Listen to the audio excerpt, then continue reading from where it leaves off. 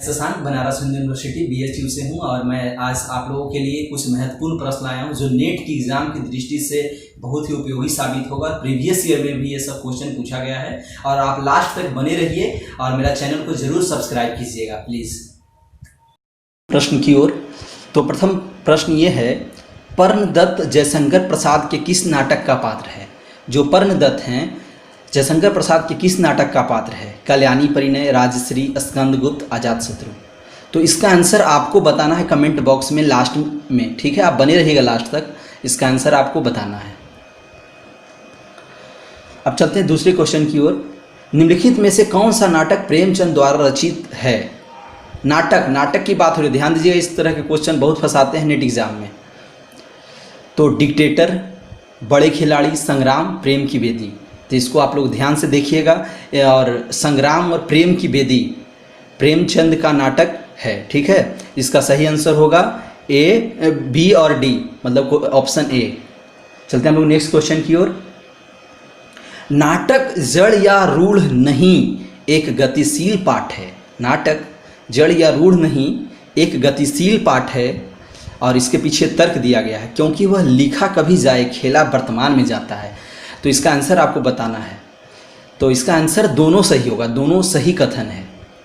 हम लोग चलते हैं नेक्स्ट क्वेश्चन की ओर। निम्नलिखित में से कौन सा नाटक काव्यात्मक शैली में लिखे गए हैं? तो इसका आंसर होगा अंधा युग, सूखा सरोवर, एक कंठ विस्पाई।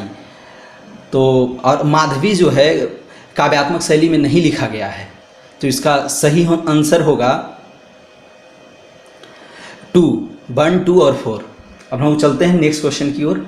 निम्नलिखित में से भारतेंदु हरिश्चंद्र का कौन सा नाटक क्षेमी स्वरकृत चंड कौशिक के आधार पर लिखा गया है? सत्य हरिश्चंद्र, वैदिकी हिंसा, हिंसा न भवति, विशस विस्मौषधम, श्री चंद्रावली। इसका सही आंसर होगा सत्य हरिश्चंद्र।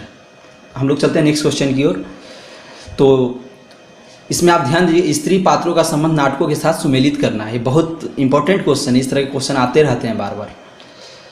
तो उर्वी, सुंदरी, बेनुरती, देवसेना। इसका सही आंसर होगा, आप लोग जानते होंगे, जो सुंदरी है लहरों के राजहंस की पात्र है। इसका सही आंसर होगा 3rd। और उर्वी जो है पहला राजा की पात्र है। और बेनुरती जो है सूर्यमुख का है। देवसेना स्कंदगुप्त का है। हम लोग चलते हैं नेक्स्ट क्वेश्चन की ओर। यह दृष्टिकोण पूर्णतः स्थापित है कि एकांकी नाटक का लघु संस्करण है। इसके पीछे तर्क है, क्योंकि पूर्णकालिक नाटक को काट छाट कर नाट्यकार अथवा नाटकीय संघर्ष का पूर्ण विकास प्रदर्शित नहीं किया जा सकता। इसका सही आंसर आपको देना है कमेंट बॉक्स में। मैं इस घर से ही अपने अंदर कुछ ऐसी चीज लेकर गई जो किसी भी स्थिति में मुझे स्वाभाविक नहीं रहने देती। ये आधे अधूरे नाटक के प्रस्तुत संवाद का संबंध किस पात्र से है? इसका सही आंसर होगा बड़ी लड़की। तो हम लोग चलते हैं नेक्स्ट क्वेश्चन की ओर। निम्नलिखित नाटककारों के नाटकों के साथ सुमेलित कीजिए।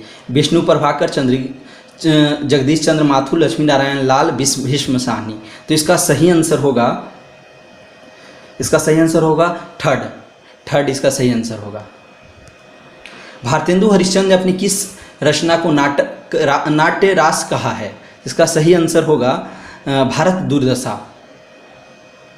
अतएव 2 बालुकापूर्ण कगारों के बीच एक निर्माण स्रोत श्रेणी का रहना आवश्यक है। यह संवाद चंद्रगुप्त नाटक के किस पात्र का है? ऑप्शन है चंद्रगुप्त, चाणक्य, सिल्यूकस, राक्षस। तो इसका सही आंसर होगा चाणक्य। चाणक्य ने कहा था चंद्रगुप्त नाटक में इस कथन को। और आप मेरा चैनल जरूर सब्सक्राइब कर दीजिएगा। अभिव्यक्ति की स्वतंत्रता का प्रश्न सुरेंद्र वर्मा के किस नाटक में आया है? तो इसका सही आंसर होगा 8वां सर्ग।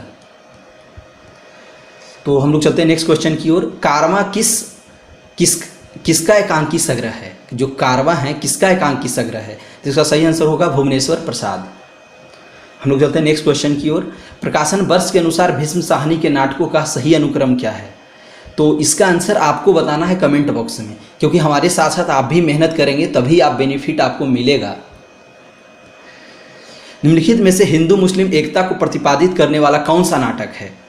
नील देवी, सिंदूर की होली, सगर विजय और रक्षाबंधन, तो इसका सही आंसर होगा रक्षाबंधन। हम लोग हमारी ये प्रश्नोत्तरी समाप्त होती है और मैं आप लोगों को बहुत बहुत धन्यवाद अर्पित करता हूँ कि आप हमारे चैनल में लास्ट तक बने रहे। जय हिंद, जय भारत, प्रणाम। मेरा चैनल जरूर सब्सक्राइब कर दीजिएगा।